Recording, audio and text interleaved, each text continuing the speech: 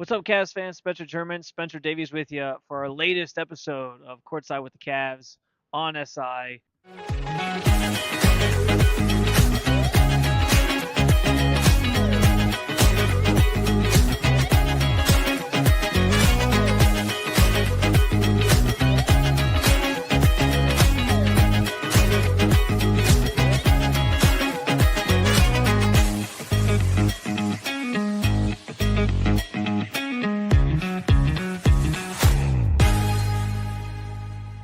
Please like the channel, subscribe to it if you haven't done so already, where you can find lots of Cleveland Cavaliers content with us here with the Cavaliers on SI.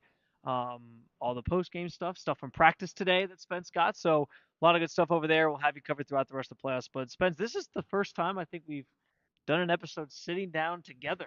How about that? Sitting down Usually we're at our together. computers. Yeah. Usually we're doing like our stand-ups together, but we never like sat down and just like been able to do our podcast together. So this is Kind of nice. turning over a little new leaf here. Maybe a sign of things to come if we're doing some of these on the road during the rest of the playoffs. So we'll see. But certainly a lot to talk about as we get you ready for this Pacers series. By the end of this episode, we will make a prediction for the series. Spence told me he's already got his set, so we should be good to go. But yeah, the Indiana Pacers obviously series starts on Sunday, and there's a lot to talk about with this team. And there's been some things sort of said, not from the Cavaliers, but about the Pacers as a team, which we'll get into.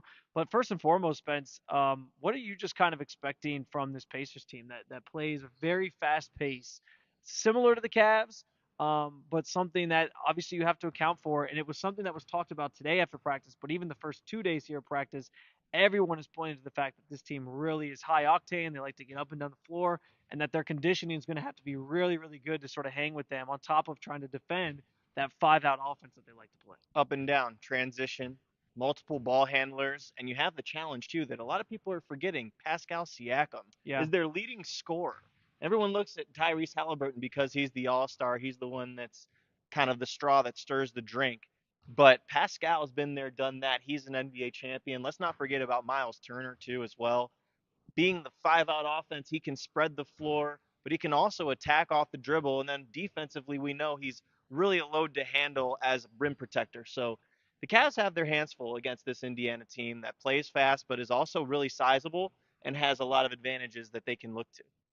Yeah, and I, you brought up some of the key, I think, players in this matchup for Indiana and sort of what they bring to the table. I'm fascinated to see, like, I think Evan's going to be so pivotal in this series just because of his ability. Obviously, he can defend all five positions, but he's going to be matched up with Pascal Siakam a lot. There's probably going to be some stretches where he's out there as the five, matched up with Miles Turner, so he's going to be asked to do a lot in regards to, you talk about defending that five-out offense. He's going to have to run out to guard somebody on the outside, and then sometimes crash in and guard somebody near the rim. And like we obviously this first series, we talked about it. Like, game one was the Ty Jerome show. Game two was Donovan Mitchell sort of saving you at the end. Games three and four was everybody sort of contributing to blow out the Heat. This is the first series where it feels like certain individuals are going to have to sort of step their game up and play to the level that you're counting on and expecting in the playoffs. And it might sort of change hands night to night. It might be Donovan one night. It might be Evan Mobley one night.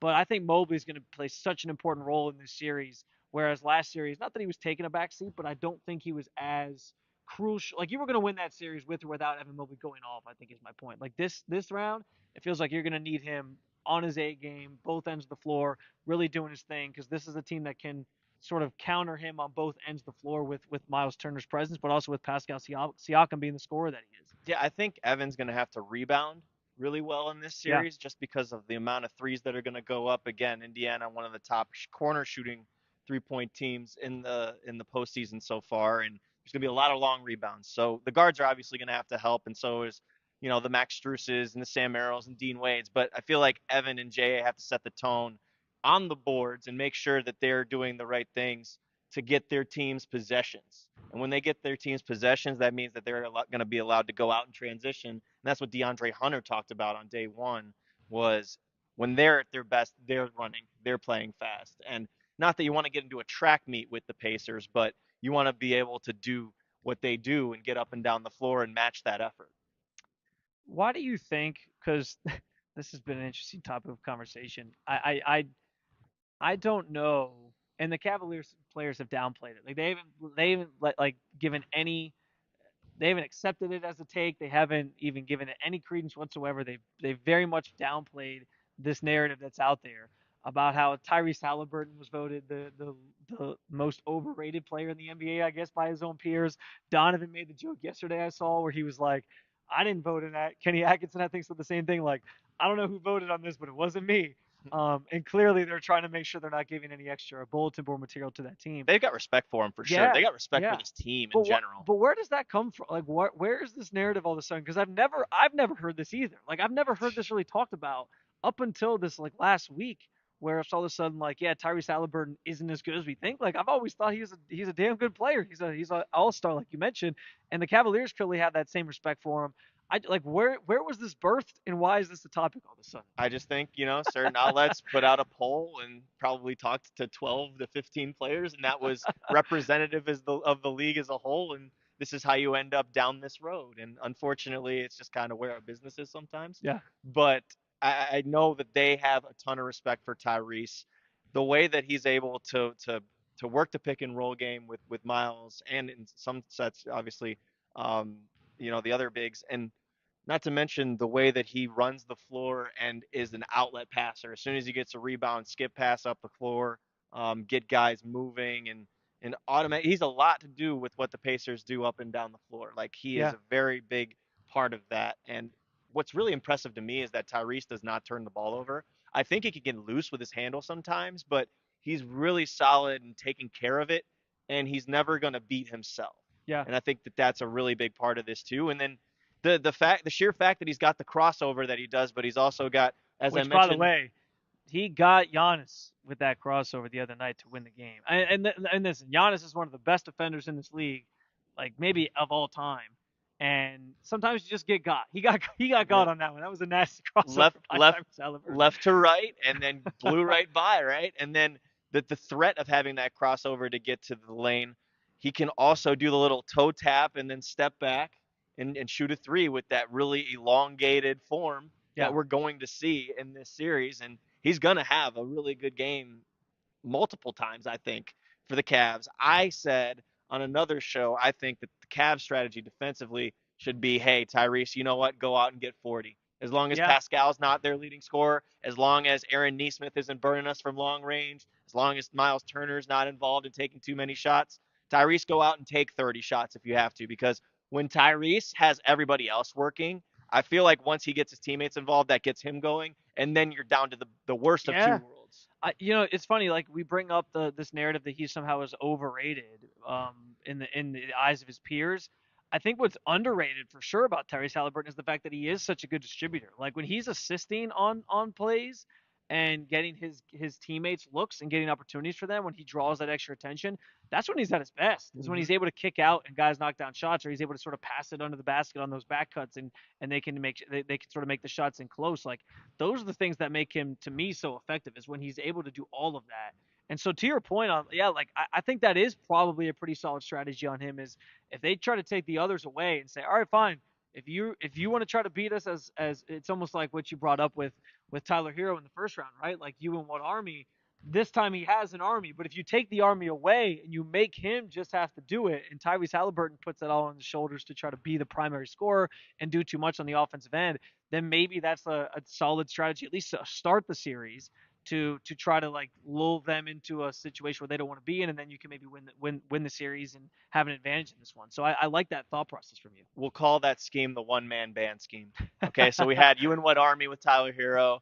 Now we're gonna make Tyrese Halliburton a one You man got you band. got slogans for You everything. just got you You got got to have slogans for something up everything. your sleeve with these. But that's I think what their best strategy could be, because the Pacers can shoot and the Pacers can score. They have multiple people who can score, Yeah. and that's something that's a lot different than what the Cavs saw against Miami.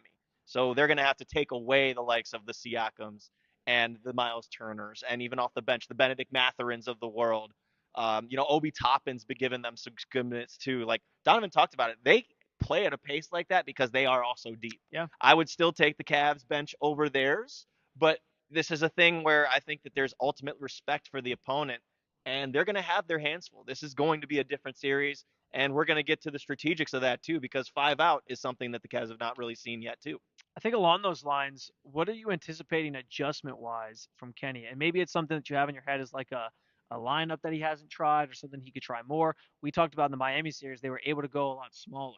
And he that pretty much worked throughout the entire series. So there was no need to change things up. I don't know how well that would work in this series specifically, but what are you sort of anticipating that might look a little bit different? I'm not saying they're not going to come out and play their game. I mean, their game has gotten them to this point, like right, 64 wins, a sweep in the first round of the playoffs. They're going to be true to who they are. But what are some little quirks that you could see Kenny Atkinson sort of using that you think could be an advantage in the series that we maybe didn't see in the first round or maybe haven't seen to this point in the season? Well, maybe you look at what your lineup was talking about. Like maybe because they go five out and they're going a little bit smaller, maybe that they try a Dean Wade, Hunter Mobley Yeah, combo.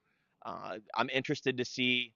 A lot of the talk this week has been about Jarrett in against a five out team. Can he keep up with the guards and the quicker wings on the outside? Because he could be rendered not yeah. ineffective, That but is that is a big one. Like it's also that is a big a one. Like true point though. Like, can he stay out there? Can he hang yeah, with those guys? But Kenny said Jarrett can also take advantage of that because you know that you can use him in the pick and roll game. He can be using his for size sure. inside because Miles Turner always hangs out on the perimeter a lot on both Yeah. ends. Even though Miles is their rim protector, he's also somebody that you can pull out. So we'll see what that way goes too. But I think that that's interesting. Well, and And it's when you bring up Jared real quick too. I was gonna say, well, first of all, we know he's like the most unselfish guy there is on this team. I hmm mean, there's others, but like he certainly does not mind when like hmm there's certain things that are called for in a game where he maybe isn't part of it.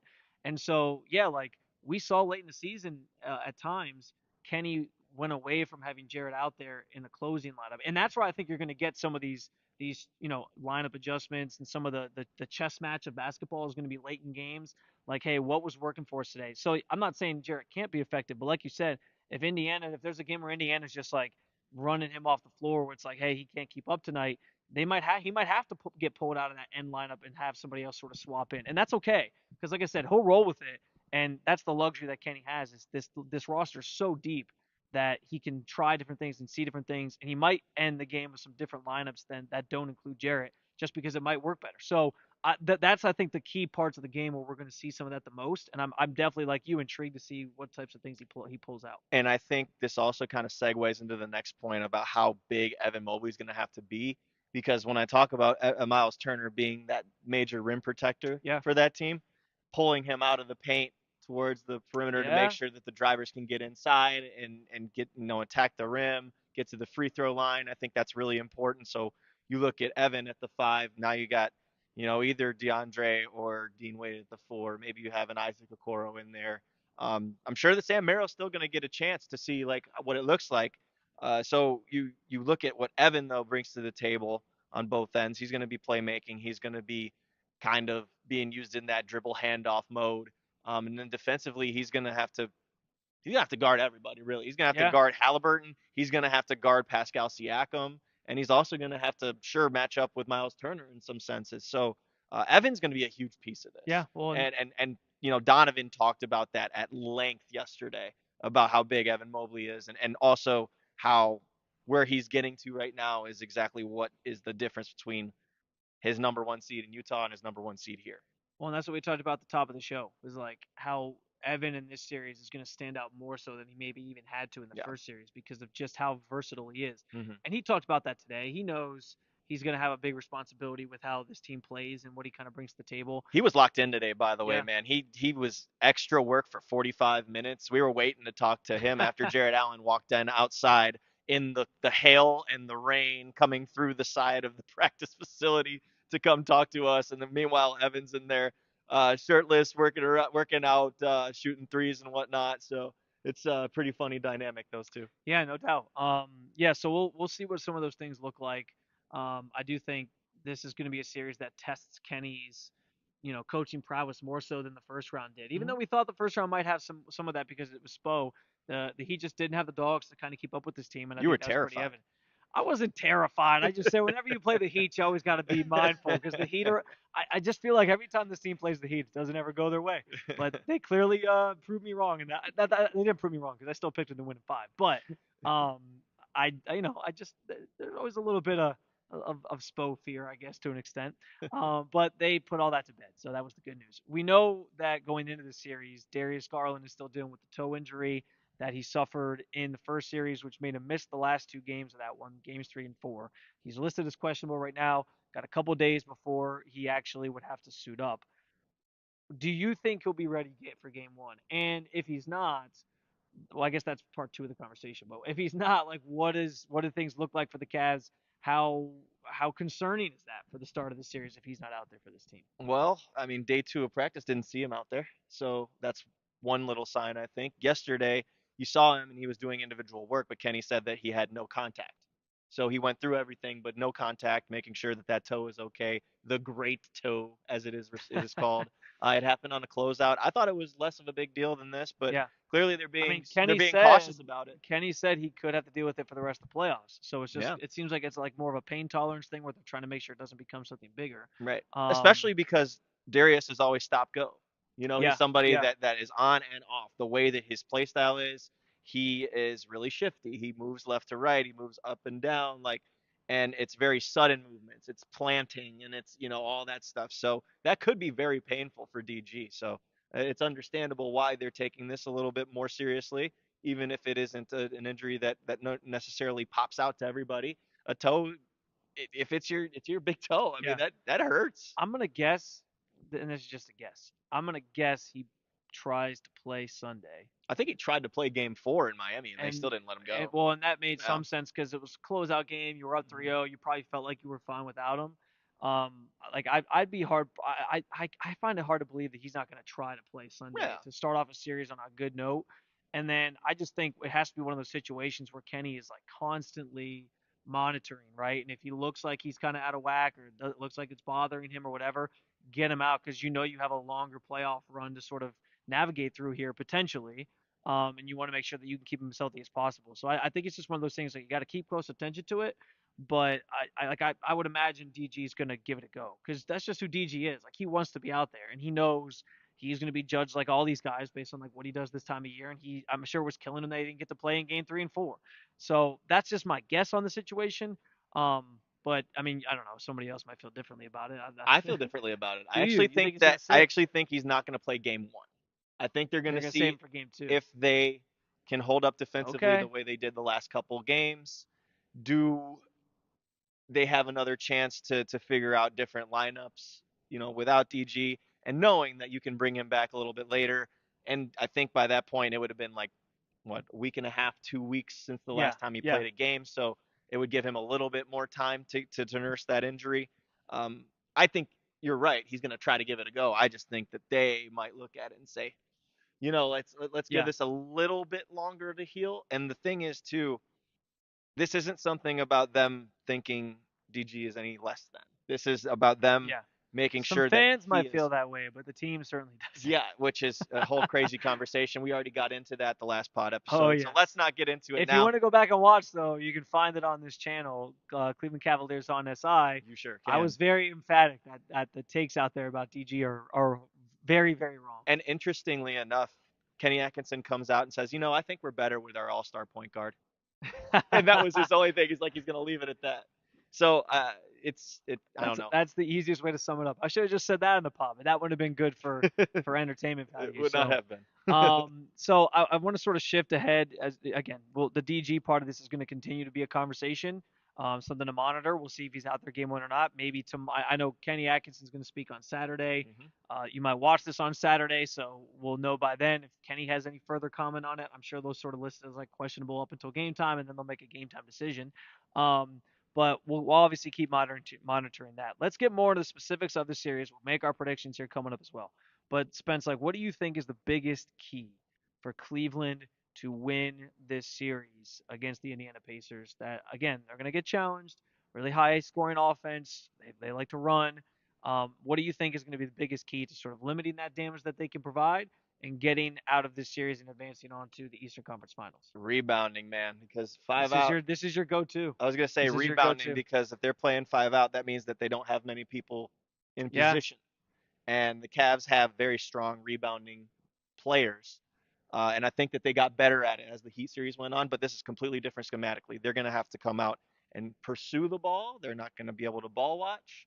And then offensively, I just think you have to find a way to neutralize Miles Turner. And Hmm. I'm going to have a clip coming out on that too, on my X account. But I think that Miles is very, very tough to beat inside because he's so privy to being able to alter shots and block shots. They have to find a way to get him out of the paint, or if they found a way to shoot the floaters, right? And you can't get too deep against Miles because he's Yeah. going to make you pay. He'll pin it against the ground, pin it against the board. So I think that is a very big point of emphasis. And you know, it's kind of cliche, but make shots. They're gonna have to make Yeah. shots because the Pacers are a team that can keep up with them scoring wise. So they got to continue to make shots. The rebounding is a good answer that I wish I would have used. And it's I mean it's a great point that you mentioned it too, because that was largely what I mean. I know you asked a lot of the questions about the rebounding too, but Evan talked about that on Friday. JA talked about that on Friday, how important that is when you're playing that five out, like you mentioned, being able to sort of do both things, like close out, but then also get in there to get the rebounds. And they sort of know that's been a point of emphasis for them and something that they need to continue to work on. So, we'll see what that looks like. I agree with you. I think it got better as the Miami series went on, but we've been talking about the rebounding for several months now. So I know 100%. it's something they've harped on, but certainly something that matters, especially this time of year and in a series like this with the way that Indiana plays. I can give you one if you want. If I took yours.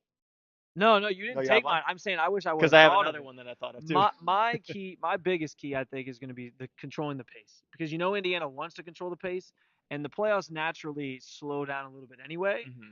But really, for the Cavaliers to kind of control and play at their tempo, do what they want to do, I think that's going to set the tone. And part of doing what they do is, like you said, we're going to sort of share one here, making those shots, but especially making threes, because this Indiana team has done a pretty good job throughout the season. The numbers suggest this, of limiting the damage from three from their opponents. And so being able, if they can do that against the Cavs, we know this is a team that when they're making those threes, they are extremely hard to beat. That is when they're at their best. And that's going to be such an important part of their game and what they bring to the table in this one. So, like, they have to be able to knock down the shots from the outside. And part of that, I think, does sort of build off of being able to control the pace, because if they're doing what they want to do and they're able to make those shots, they're controlling the pace anyway. But yeah, Indiana, I think, is going to give them a challenge on the perimeter in terms of limiting that damage, and they're going to have to sort of overcome that and be able to knock those down. And springing off of that, if you're not making shots, get back in transition because that is really key. Yeah, Because the Pacers, yeah, as we were talking about before, they're a really good fast transition team. team. They make you pay in the open floor. Ja So, mentioned that. He mentioned that too. Like, yep, that was something he said, was they're a really good transition team, one of the best in the NBA, and so they got to be on their yeah. p's and q's when it comes to slowing them down and again, going back to controlling the pace of play. If you can slow them down in transition, that'd be huge. And that's where I think somebody like Mobley comes into play, because he's somebody who can run the floor, be that rim protector, but also defend on the outside if it's like a quick transition bucket. So yeah, those are the things that I'm kind of harped on. We both kind of shared the shot Yeah, making one, yeah. but I think rebounding and controlling the pace are two other good ones You got to make sure that you don't let them be comfortable. for sure. That's the other thing too. Yeah, Like, because if they can get into their offensive flow, then it's really hard to stop them. And their best defenders too. Neesmith is going to give them a lot of problems. You're going to see TJ McConnell, when they go to him, be an absolute pest picking up full court. So look out for those guys. Andrew Nemhard is a really underrated player both ways. This is going to be a battle. yeah, it is. And speaking of that, Spence, this is the perfect segue for us to get out of here with our predictions for the series. We were talking to our buddy Ethan Sands earlier. He said if you're not taking the Cavs in 5 or in 7 and you're splitting the difference, that you're a coward, is basically what he said. He it was something along those lines. He was like, you got to be bold. You either got to say Cavs in 5 or Cavs in 7. Spence, who are you taking in the series? How many games, and what's your reasoning? Cavs in 6. So I'm splitting the difference. Ethan thinks Sorry, you're a Ethan. coward. Sorry. Hey, he thinks a lot of things about me. But no, I think that they get it done. But I feel like Indiana will win one home game and one away game. Okay. And I think one of them, maybe it'll be 3-1 Cavs, and What's then the they win series? like What what? is the series going to be after the first two here in Cleveland? 2-0 I think it's Cleveland. 2-0 Cleveland. Okay. I think it's 2-0 Cleveland. Because I think that's going to be like, obviously that's going to set the tone for the series. But Yeah, I was some people earlier were saying they think that they're going to split at home. They think it's going to be 1-1 going to yeah, Indiana, which I thought was kind of interesting, because then the pressure's on you, right? You go to yeah, their building. A lot of times that game three, they're energized by their home crowd. Role players play a little bit better. very much so. So yeah, so I'm going to go different here, because Oh, I already shared I shared the exact same prediction you did on another platform, And now he's but changing it. but come on, we got to make it fun here. We got to do some things differently. So I'll follow the Ethan Sands playbook and say Cavs in 5. I'm gonna Okay. say Cavs in 5. I said Cavs in 5 against Miami. I'll say Cavs in 5 again here for this series. I think that Cleveland. Now I will say the Darius Garland injury is a little bit of a wrinkle that you don't account for when the playoffs start. And so depending on what that looks like throughout the series, like that could make it tougher where it does go 6 or 7 games. Mhm. Um, because I do think, like Kenny Atkinson said, they're better with their all-star point guard. So missing him would be a big blow. But I think the Cavs will be able to navigate this and weather the storm at least a little bit without him, especially fielding off that home crowd on Sunday when the series opens up. I think they'll take the first two. I think Indiana will get one at home, and they'll come back to Cleveland and they'll close it out in Game 5 at home. And I just feel like this team is rolling right now. I think they will find a way to control that pace. I think the shot making will continue, and they'll continue to get sparks off the bench from guys like DeAndre Hunter and Ty Jerome, and limit the damage from what is a very good Indiana team offensively. And they'll be able to get out of here in 5 and move on to the Eastern Conference Finals for whoever awaits them there. I'm not going to make any bold predictions about that yet, but I think we all know which way I'm leaning on the other side too. Bold claims. Bold claims, Mr. German. Had to change it up a little bit for the sake of the podcast. But guys, we appreciate you hanging out with us for this mini episode of Courtside with the Cavs on SI as we preview the conference semifinal matchup with the Indiana Pacers. It is going to be, as Spencer said, a battle. It's going to be a fun one. We look forward to documenting it with you. You can follow along with our written content, of course, over at si.com/NBA/Cavaliers. And with more content like this, we'll have post-game commentary for you on Sunday and throughout this series. Spence, I know, will be in Indy for the first 2 games on the road. I might be joining him if there's a game 6, so that'll be fun. So be sure to subscribe to the YouTube channel here with Cleveland Cavaliers on SI if you haven't done so already to keep up with all that content, post game, press conferences, and everything, and plus all the previous episodes of this podcast, Courtside with the Cavs on SI. We appreciate you as always. Did I miss anything? I think you're good. Okay. Appreciate you guys for tuning in. We will see you guys Sunday talking about hopefully what's the Cavaliers win. Until then, enjoy your weekend and keep on following along with all things Cleveland Cavaliers with the Cleveland Cavaliers on SI.